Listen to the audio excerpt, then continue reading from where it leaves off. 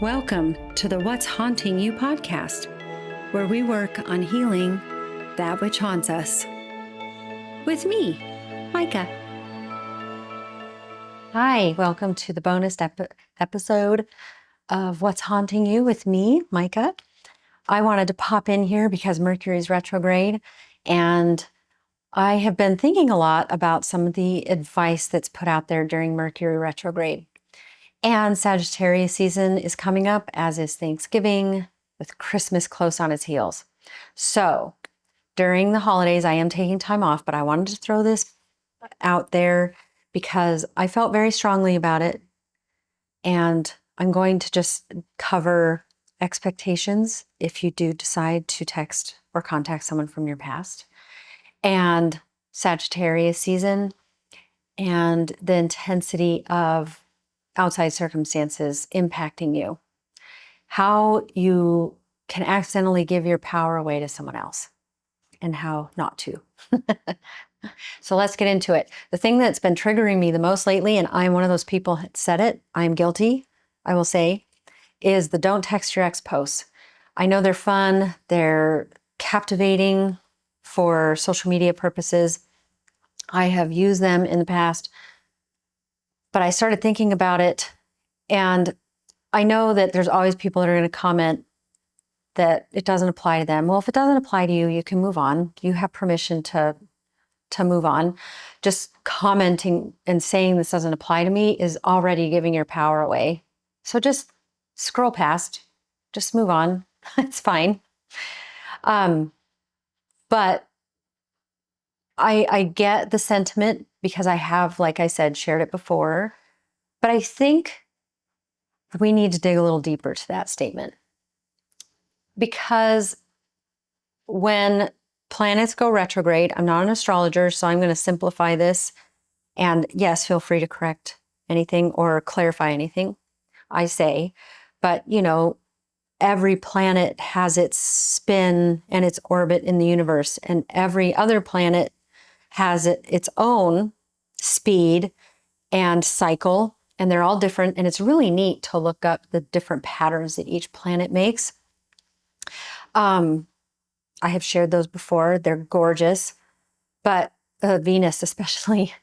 But when those planets, they're always going their direction. They don't ever go backwards. It's all about perspective. So Earth's perspective of that planet, from Earth's perspective, it feels as though it's moving backwards because it makes a pull on that planet, essentially. And that's what retrograde is, because it hits a certain pattern around Earth, and then it appears to be moving backwards in relation to the planet Earth, okay? The planet isn't moving backwards, it's doing what it does. So, Earth, making it all about them. We humans are good at that. So, it does tend to, well, I should also say that as the closer the planet is, the shorter the retrograde period, but also the most intense it may feel. And depending on what sign it's in and where that sign is in your chart, the more you may feel it if you have work to do in that area. And then there's a lot of other stuff happening because there's a lot of other planets. So how they're working in relation to what's happening, every Mercury retrograde is going to be a little unique. Every Venus retrograde is going to be a little unique. Right now we have 4 or 5 planets retrograde at the same time.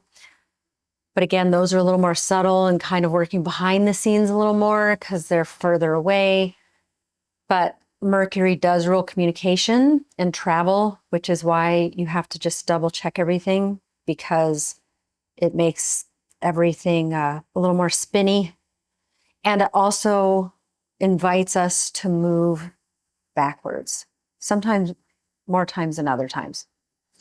And some people say, well, it doesn't really ever impact me. It could be because, a Mercury ruled planet might not be strong in your chart. It could also be because you are actively always doing work on yourself, self-discovery. You are one of those people that, because I'm like that. So I don't notice Mercury retrogrades as much as just like technological glitches. But technological glitches happen all the time. They just seem to be happen a little more often, more frequent, I guess. But other than that, I don't notice it a whole lot, typically. But what I do notice is I'm more introspective than usual, sometimes, especially this time though, because I think it's in Scorpio. Scorpio, and the sun is in Scorpio, so everything is already inward, looking at the mysteries, looking at the depths of things, which is why we tend to look at our past. And I know they say, don't look back there because you're not going there. But we also have to acknowledge that the past does impact our present to some degree. The less we're aware of its influence and impact on us, the more it is controlling our present. And the more we'll feel impacted by things, right? So if I wouldn't say don't text your ex, I would say, why do you need to text your ex? What is prompting the desire to text your ex? What is prompting your desire to revisit anybody from your past right now? And, that happens for me a lot of different times throughout the year, not just when something's retrograde.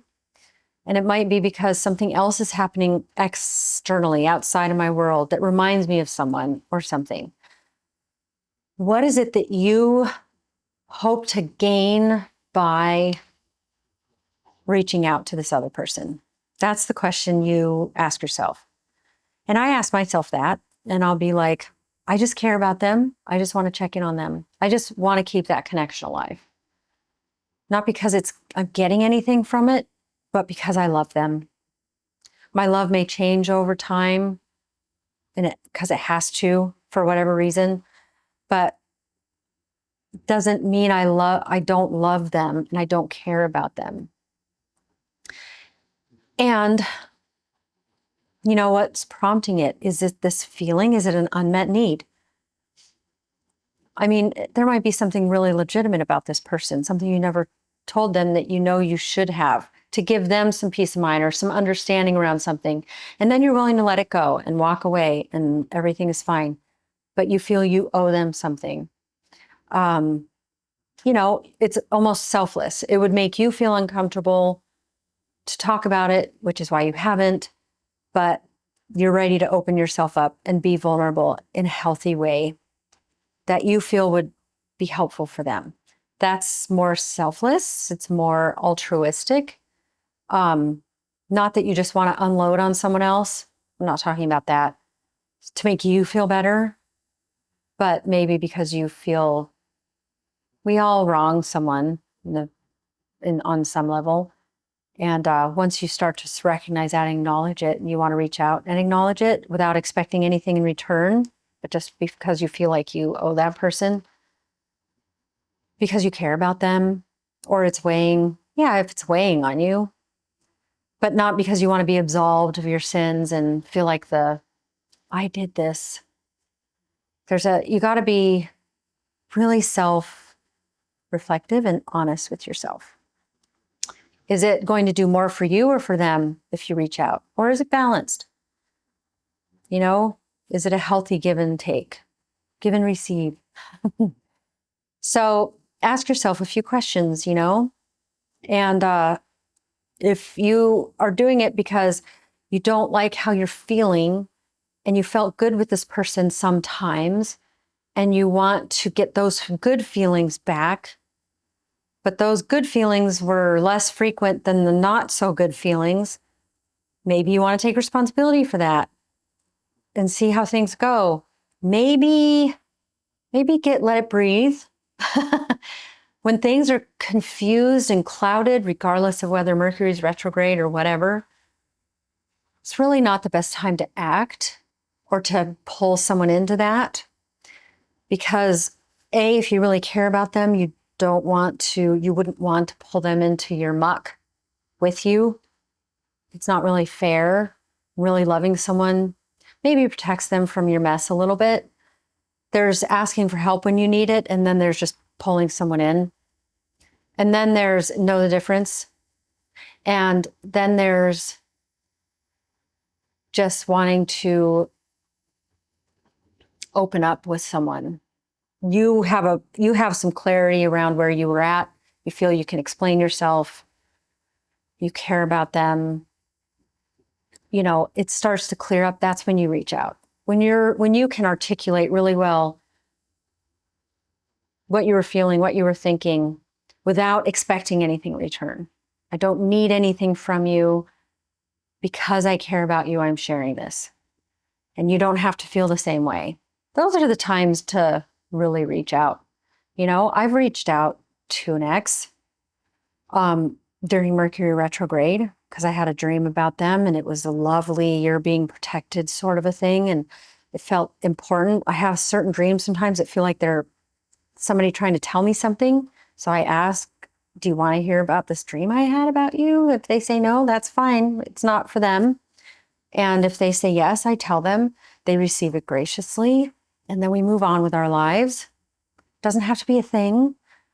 If it's a thing, you got to think about it. If it's confusing, if you feel activated or charged, not just pulled because you care about them, but like, frantic. If you're in that fight, flight, freeze, or fawn, if you're in an activated state and not self-regulated, that's when to take a step back and reach out, when you can have a grounded conversation. Because if you're going to have a difficult conversation, you're going to lose that self-regulation pretty quickly.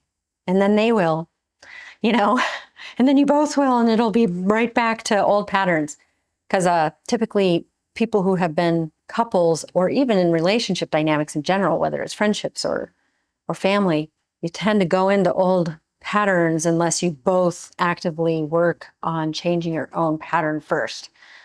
And then you can work on the dynamics.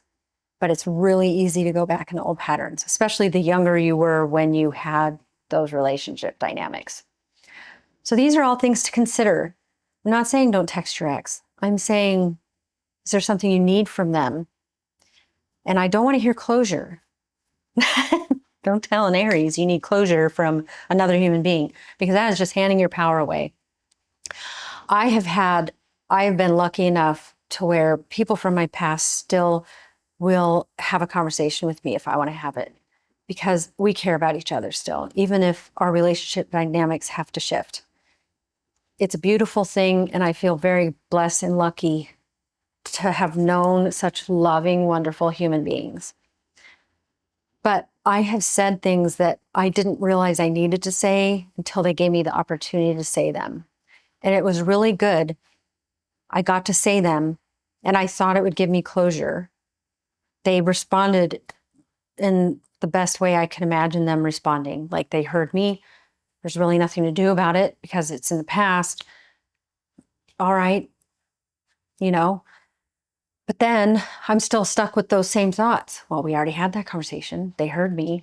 Like, so why am I cycling this over and over? What is beneath it?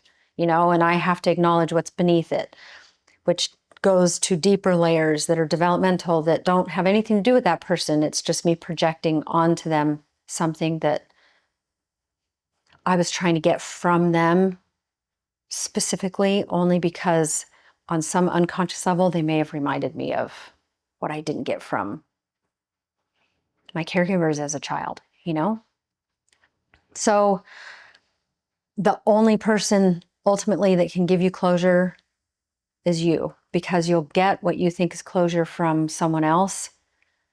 They'll give you that opportunity if you're lucky, and they're good people.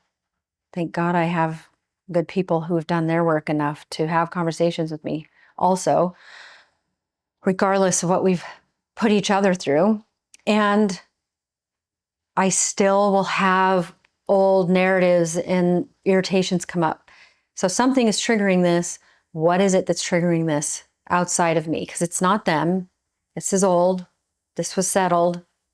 What's going on, Micah? And I need to really sit and think and feel and really get deep with those emotions myself, and not pull someone else into it, and not give my power away to someone else either. The more you rely on someone else to make you feel a certain way, the more you're giving your power away. We are meant to be collective, loving human beings that help and support one another. We all have our own work to do, but we also need each other at certain points too. We just have to learn the balance of, when do I ask for help and build a community where we can be there for each other? Where do I lack and have trouble? What do I have trouble with? And how can other people help reflect this back to me?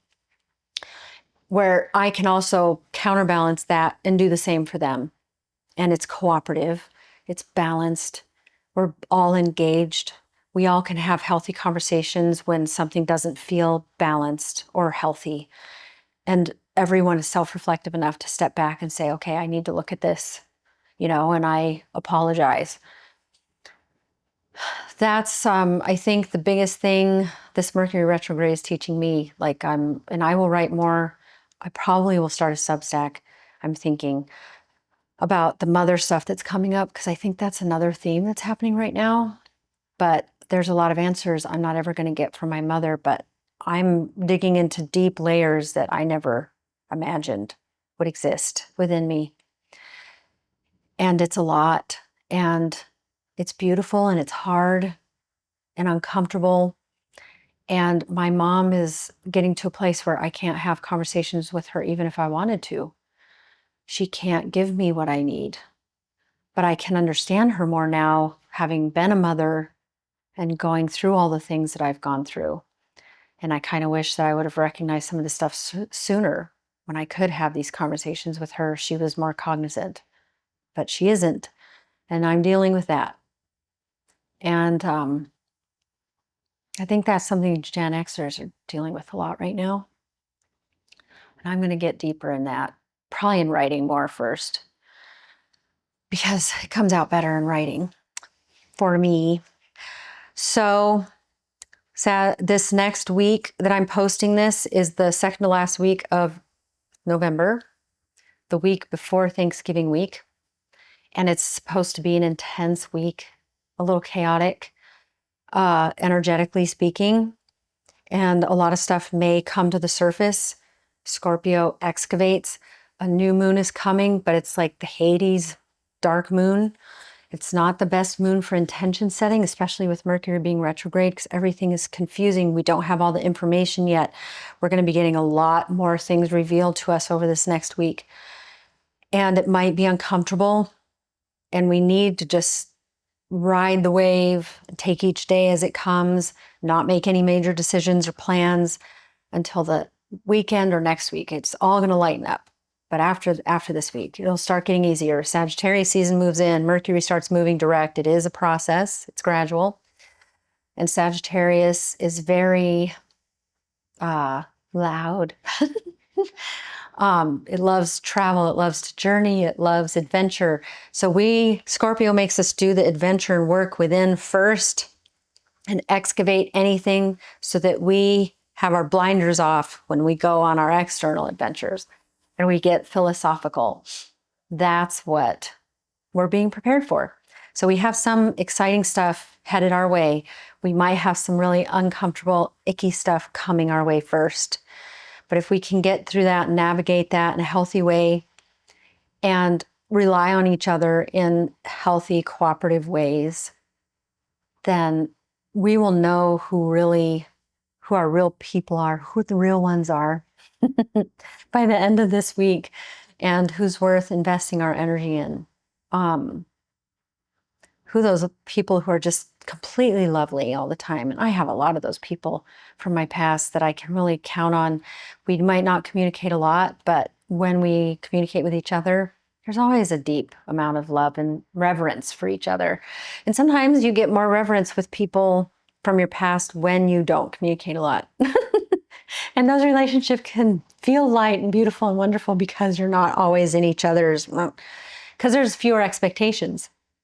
I remember that your expectations are the things that will disappoint you the most. There are healthy, reasonable expectations, being treated with respect, not being put in compromising positions, not being abused or having your rights taken from you, but I'm talking beyond that and your unmet needs It's okay to expect someone to learn your love languages the way you want to learn someone else's, because you care about them and you want to be in sync with them.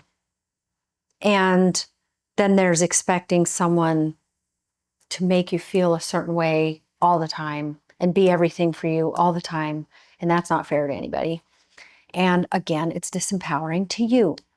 So ride the waves. And I would like to do another bonus episode during this holiday season, but I don't know when I'll have time. So I don't want to promise anything, but I am going to continue working. I got to do my internal work before I start putting too much out there anyway. I have work to do. I have corrections to make on myself. And I will correct and say things differently than I did in the past, because when you learn better and see things in a new way, new perspective, I try to do better, be better. So the outside world might be chaotic and you might see a lot of things shifting outside of you. The more you start to learn what inner contentment means for you, not escapism, not too extreme one way. Yay, I want to feel like this. And not because the pendulum always has to swing the other direction. And as long as you're on that pendulum swing, you'll exhaust yourself and you don't have real control over your autonomy. But contentment is when you can manage and control your own emotions. You don't rely on someone else to manage your anger, to make you feel any certain kind of way, but you know how to do it for yourself. That's when you start to get really empowered. And that's when you can create anytime. You can create, build hope, make something, share it with people, don't share it with people, do whatever you want with it. But the more you can create and demonstrate who you are on an emotional and spiritual level, and understand yourself and like what you see, it's really all that matters. And then the right people just start coming to you. You start attracting all the best kind of people for you, where you're at in this moment. And that may shift over time. I know it has for me. And you'll grieve the ones you lost because they may not shift the same direction or at the same pace. And that's okay. But you both did something wonderful together at some point, right? So enjoy the ride. Life is an adventure. And I hope you enjoy the beautiful adventures that are coming your way. And I hope you navigate really well the difficult ones, the best you can. So I've been your host, Micah. I encourage any questions or topic ideas that you want me to discuss, and comment them or send them to what'shauntingyou@gmail.com. And I will keep them private unless you want a shout out. I don't mind giving shout outs, but I usually tend to keep things pretty private because I talk about pretty touchy subjects, trigger worthy subjects. And I'd like to thank Jim for helping me get all this set up. He helps me with my light and sound and images. He's my peep, my main peep. So I hope you have a beautiful holidays if we don't see each other or talk from now till then. But remember the things you can be grateful for. Sometimes it's a meal, sometimes it's a bird outside your window, sometimes it's a feather on the ground, sometimes it's something big, sometimes it's something little. But look for the glimmers, because it'll start rewiring your brain. And the more you see the little things to be grateful for, the more those build on each other. All right. Thank you, and have a wonderful winter season.